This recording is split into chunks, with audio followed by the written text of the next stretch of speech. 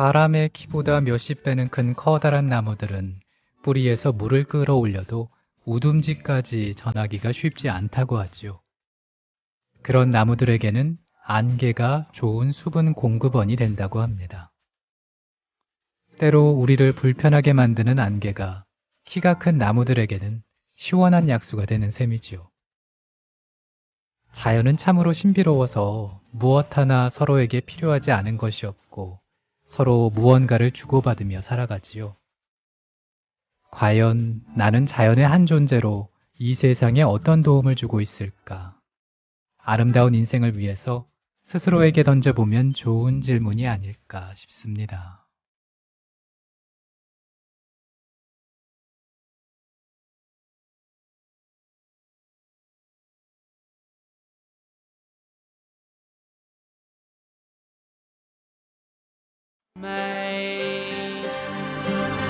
We made our way along the river and we sat down in the grass by the Eiffel Tower. I was so happy we had met. It was the age of no regret.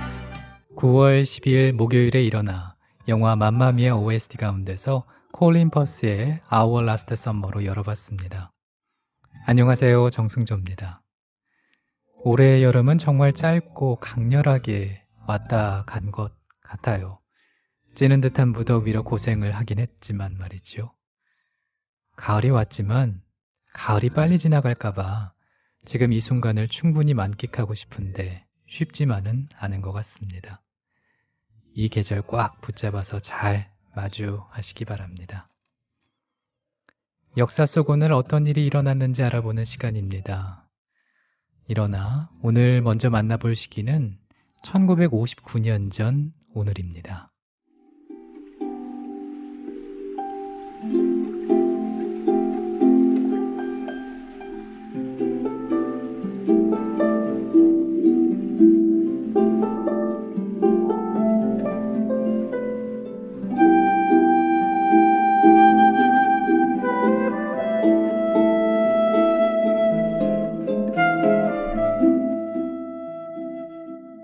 (1959년 9월 12일) 저녁 10시 2분 구소련의 바이코노르 우주기지에는 무인 우주선 탐사선 루나 2호를 실은 로켓이 발사됐습니다. 목적지는 지구에서 가장 가까운 천체인 달이었죠. 로켓에서 분리된 루나 2호는 달로 향했습니다. 그리고 이틀 뒤인 오전 10시 반에 상황판을 들여다보던 소련 과학자들 사이에서 짧은 탄식이 터졌습니다. 루나 2호가 보내던 신호가 툭 끊긴 것이죠. 달과 충돌한 것이었습니다. 애당초 안전하게 착륙시킬 계획은 없었다고 합니다. 달에 도착시키는 게 목적이었죠.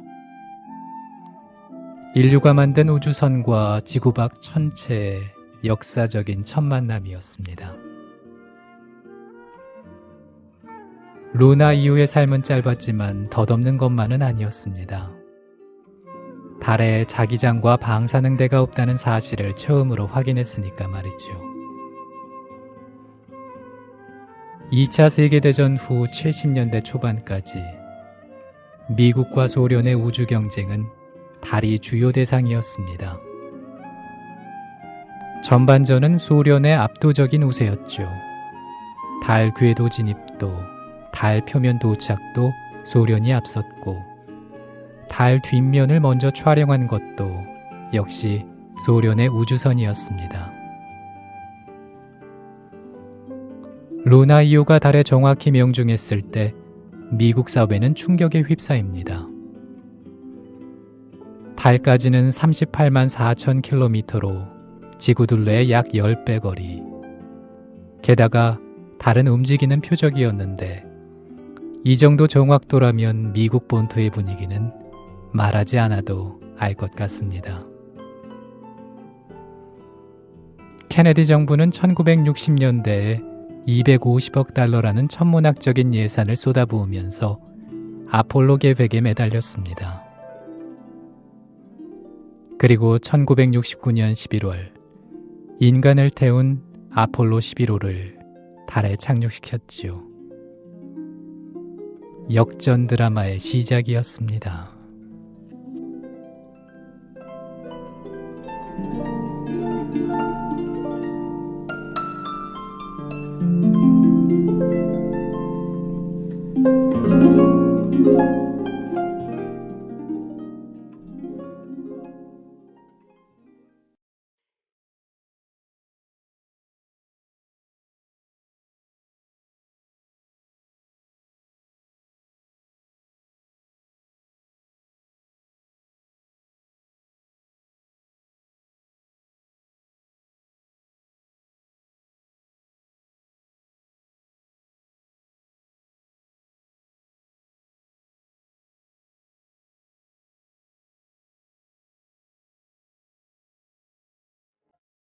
교향곡의 베토벤, 실내악의 하이든, 가곡의 슈베르트가 있다면 피아노에 있어서는 쇼팽이 있습니다. 즉흥 환상곡이나 녹턴으로 많은 곡들이 사랑을 받고 있지만 쇼팽에게서 주목해야 할 부분은 왈츠기도 한데요. 쇼팽의 작품 가운데서 화려한 대활츠 전해드렸습니다.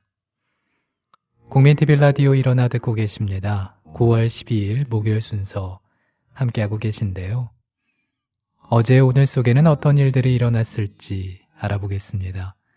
이번에는 남부 독일 뮌헨으로 함께 떠나보시죠.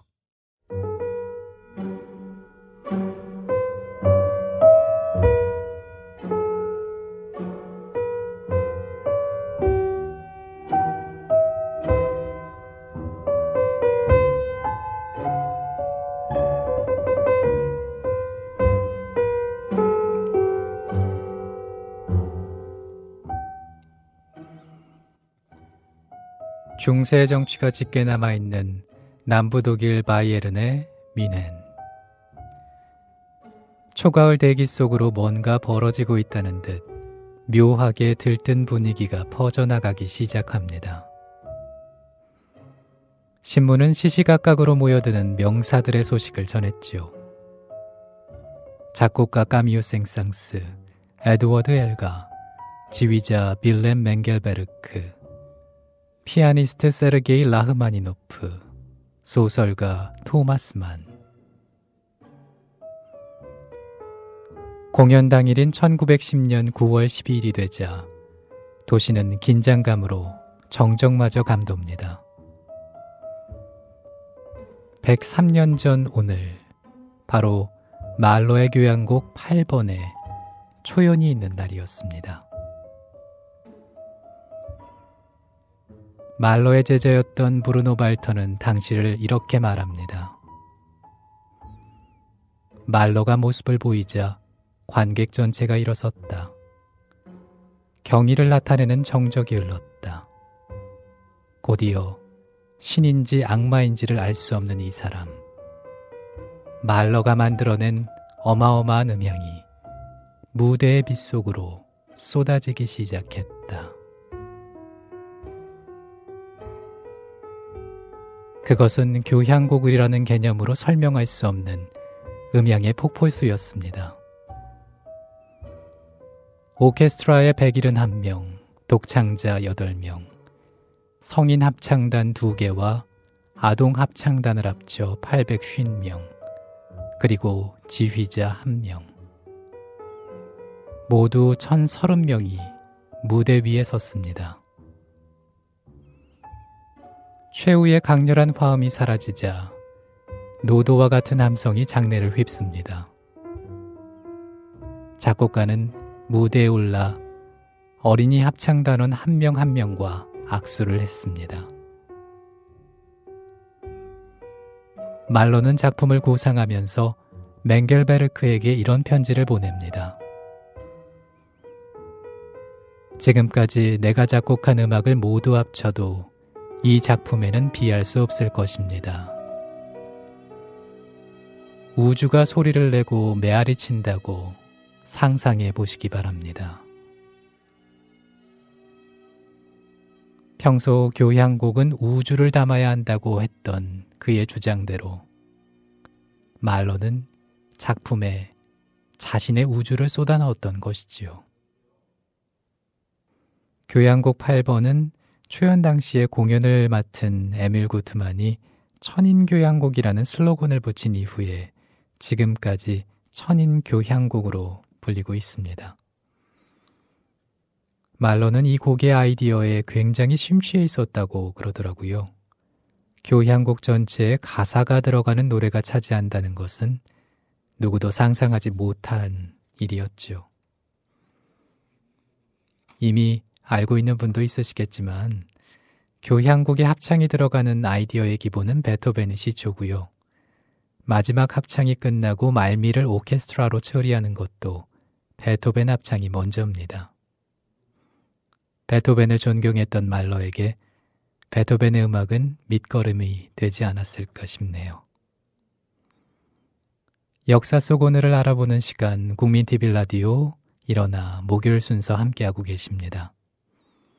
이번에 안내해드릴 곳은 프랑스 중부의 한 작은 마을 몽티냐크입니다.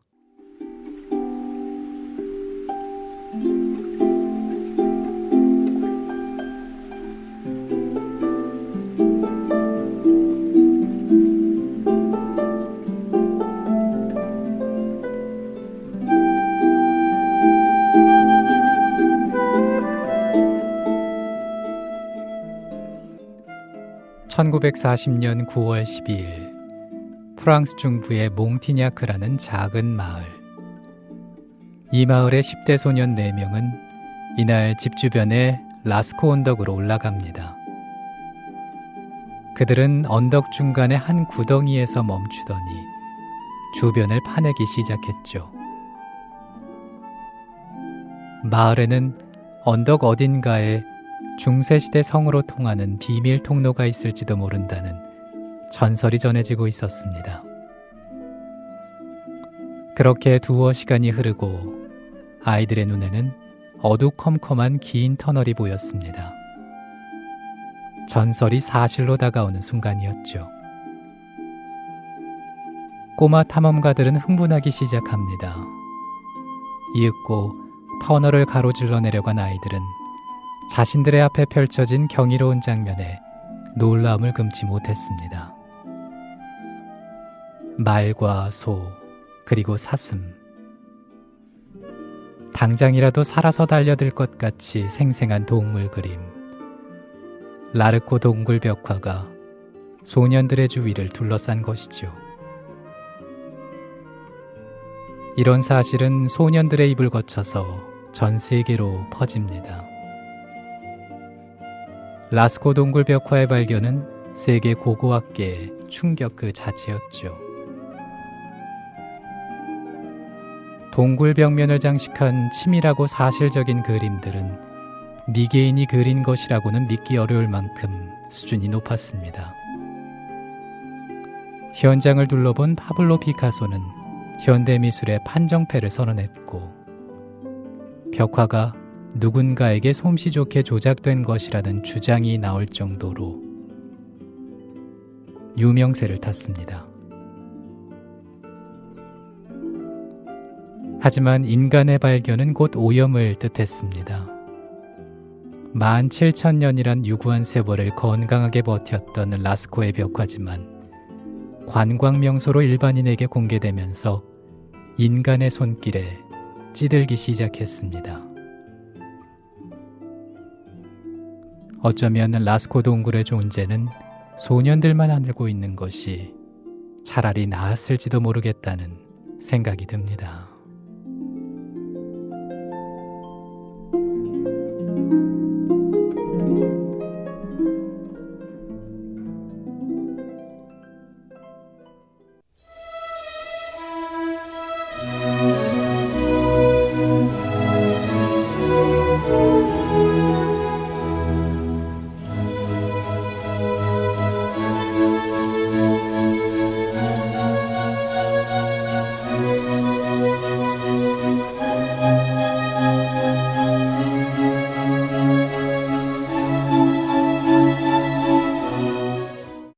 영화 샤인에서 데이빗이 실비아 집 정원에서 외투 하나만 걸치고 맨몸으로 세상의 가식을 벗어버리면서 허공을 향해 뛰어오를 때 그때 나오는 비발디의 노래였습니다. 영화 샤이는 호주로 건너온 폴란드계 유태인 아버지와 브루네 피아니스트 데이비드 헬프갓의 일대기를 그린 영화지요. 샤인의 OST 가운데서 세상에 참 평화 없어라 소프라노 엠마 커크비의 목소리로 전해드렸습니다. 국민TV 라디오 일어나 목요일 순서 함께하고 계십니다. 아침 일찍님, 새벽에 일어난 것도 오랜만이네요. 국민TV 라디오 덕분에 빗소리도 듣고 새벽 방송 좋습니다 하셨어요. 어제 주신 댓글인데 반갑습니다. 아침 일찍님. 일어나 방송이 어제가 처음 듣게 되신 건가요? 어제 아마 비가 와서 일어나에서 흘러나왔던 노래들 잘 어울리지 않았을까라는 생각을 했습니다. 오늘도 일어나 들으시면서 편안하게 시작을 하셨으면 좋겠네요. 그리고 시민님께서 승조님, thank you for the music. 어제 아바의 노래 전해드렸더니 또 이렇게 센스 있게 글을 남겨주셨네요. 방송 들으시면서 제게 전하고 싶은 말씀 또 궁금한 거 있으시면 댓글로 남겨주시고요. 듣고 싶은 노래도 함께 보내주시면 선곡에 반영하겠습니다. 노래 한 곡 전해드리겠습니다. 셀린 디온과 안드레아 보첼리의 듀엣곡 준비했는데요. 셀린 디온은 영어로, 보첼리는 이탈리아어로 노래합니다. The Prayer 전해드리죠.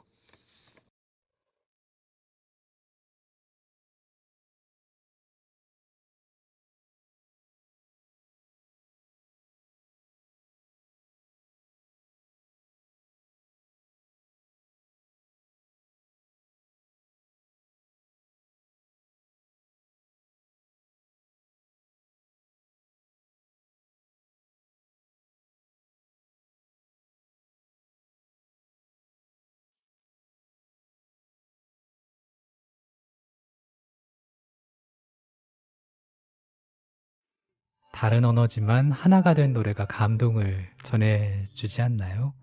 안드레아 보첼리와 셀린 디온이 함께한 The Prayer 들으셨습니다. 어제 오늘 어떤 일이 일어났을지 알아보고 있는 국민TV 라디오 일어나 월요일부터 금요일까지 새벽 5시에 만나보고 있습니다. 이번에는 60년 전 미국으로 함께 떠나시죠.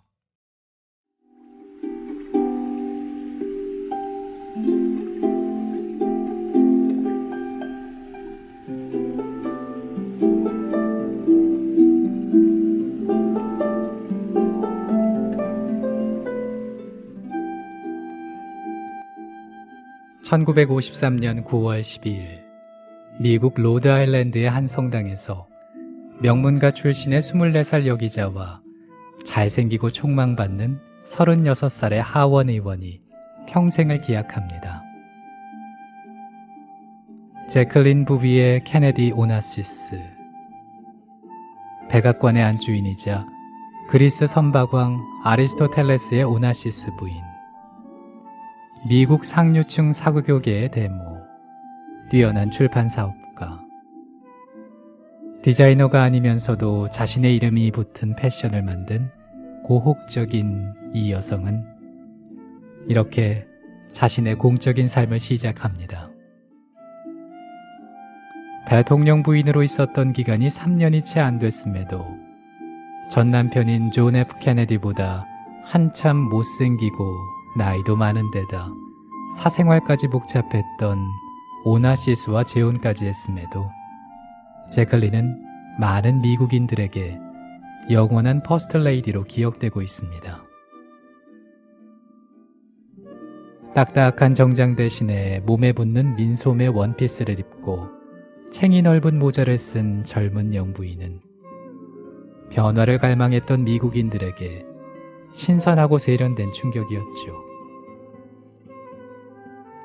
더욱이 1961년 댈러스에서 남편을 총탄에 잃은 비극적인 삶은 그녀를 비운의 여주인공으로 각인시키는 극적인 장치였습니다. 하지만 제클린의 삶은 완벽한 각본과 고도로 정치화된 계산이 낳은 한편의 드라마라는 평가도 있습니다. 신학 교수 겸 전기작가인 도널드 스토어토가 쓴 세기의 연인 제키에 따르면 젊은 시절 케네디는 능력있고 매력적이었지만 거칠고 제멋대로였다고 합니다. 그에게 철학서적을 읽히고 인권 문제에 눈뜨게 한 이가 제클린이었다고 말하고 있습니다. 1957년 퓰리처상을 수상한 케네디에 져서 용기 있는 사람들도 상당 부분 제클린이 썼고 미국 정치사의 명문이라는 케네디의 연설문에도 깊이 관여합니다. 본인이 공식 석상에 입고 나가는 옷을 국가의상이라고 부를 정도로 젊은 퍼스트레이디로서의 이미지를 구축하는데 온 힘을 쏟았지요. 하지만 남편이 죽자 그를 추앙하던 미국인들의 기대를 미련 없이 뿌리치고 오나시스와 재혼할 정도로 현실적이고 냉철했습니다. 강한 여자제로 공인으로서의 삶이 버겁기는 마찬가지였나 봅니다.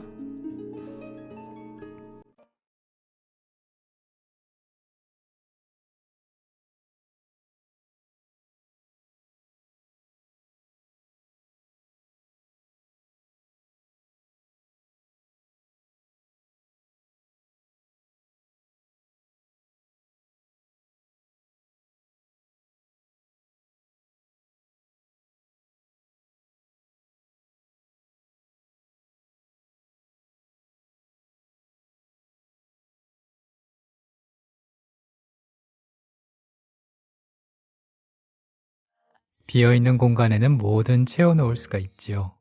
무엇을 채울 것인가는 오로지 내 선택에 달린 문제일 겁니다. 크리스티나 아길레라의 블랭크 페이지 전해드렸고요.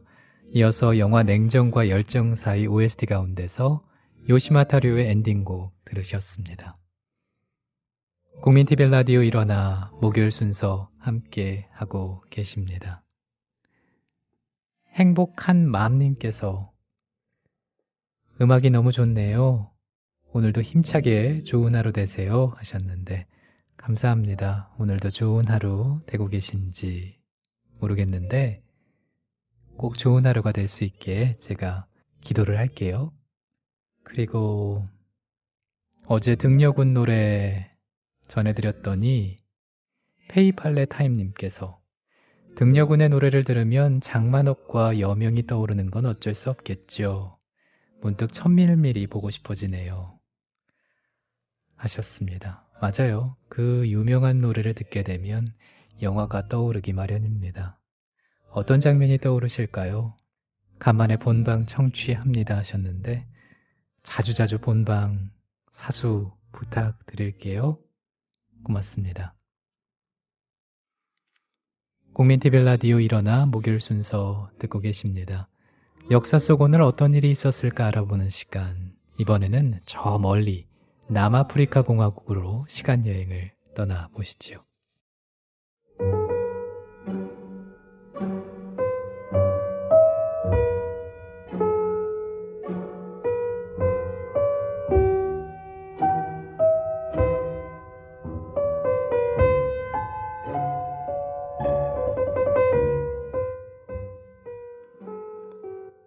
남아프리카 흑인 인권운동가인 스티브 비코.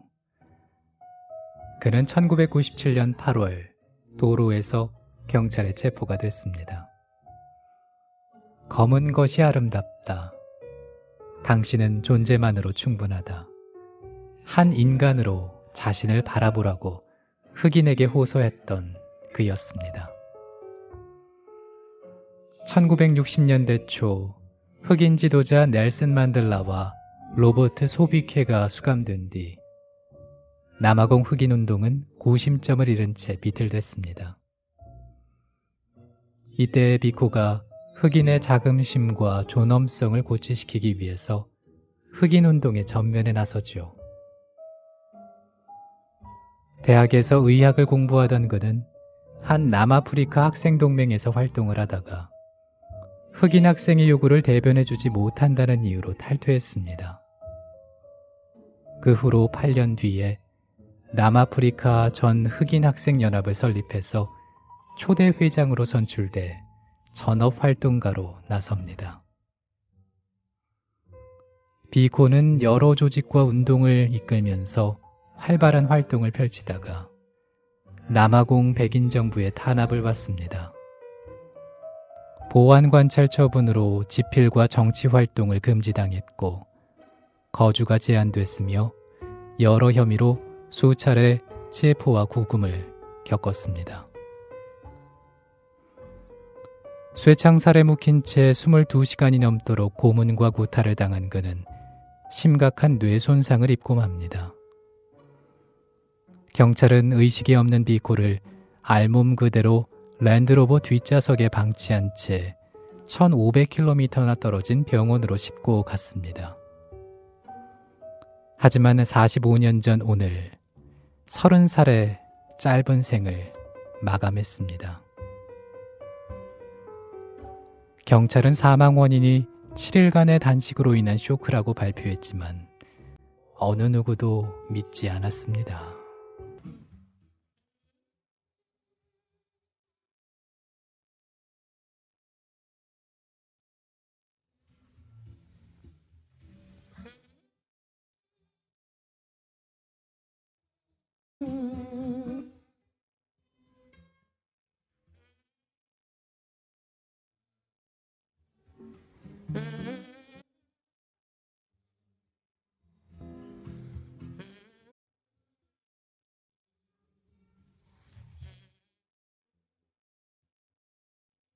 어제 오늘을 알아보고 있습니다. 국민TV 라디오 일어나 목요일 순서 듣고 계십니다. 영화 흑인 오르페 가운데서 엘리제스 코르도스가 부르는 카니발의 아침 전해드렸습니다. 남아프리카 흑인 인권운동가 스티브 비코에 대한 얘기 계속 전해드리죠.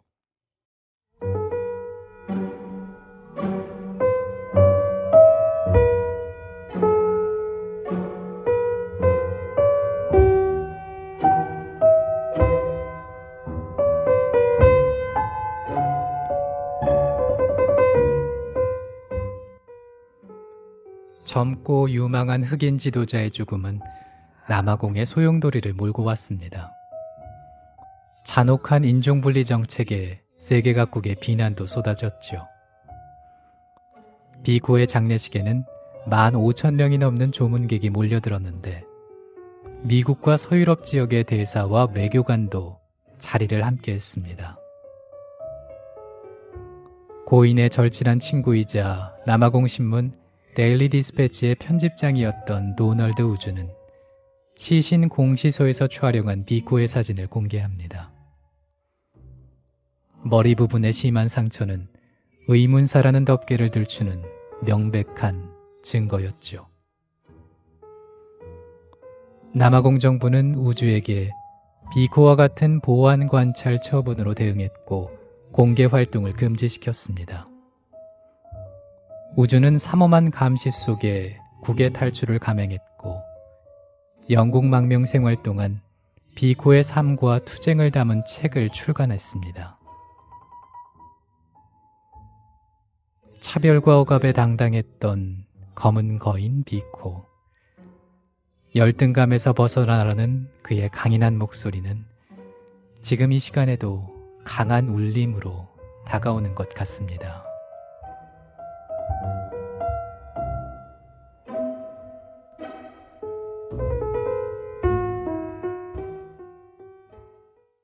오늘 있었던 어제의 일들을 전해드리는 시간 일어나 함께 하고 계십니다. 일어나라는 방송 프로그램 이름이 입에 안 달라붙어서 실은 요 며칠 고생을 좀 했습니다.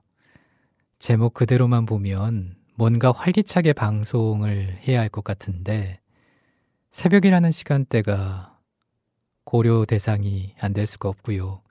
그리고 역사 속의 오늘을 알아보는 시간이기도 하니까 마냥 활기차게 일어나 이렇게 할 수만은 없더라고요. 근데 이제는 조금씩 익숙해지는 것 같기도 합니다. 댓글 남겨주시는 우리 조합원들 닉네임도 익숙해지고요. 이 새벽이라는 시간도 느껴지고요. 불교 방송에 있을 때 자정부터 새벽 2시까지 심야 방송 했었거든요. 그때는 밤을 지키는 아나운서였는데 이제는 새벽을 밝히는 아나운서가 됐네요. 국민TV 라디오 일어나 이제 마칠 시간입니다. 논에 별을 심을 때 너무 빽빽하게 심으면 바람이 통하지 못해서 서로 붙은 벼들이 썩어간다고 하지요. 그래서 어느 정도의 거리와 여유를 두고 심는다고 합니다. 욕심내서 꽉꽉 채우려고 하지 말고 빈틈을 좀 두면서 여유롭게 살아가야겠습니다. 목요일에 함께한 일어나 마지막으로 자우림의 노래 17171771 전해드리면서 인사드리지요. 고맙습니다. 천사의 미소처럼 새들의 노래처럼 이토록 사랑스런 당신이 좋은걸요. 어서 내게로 와요. 영원히 함께해요. 우리 함께라면 두렵지 않은걸요.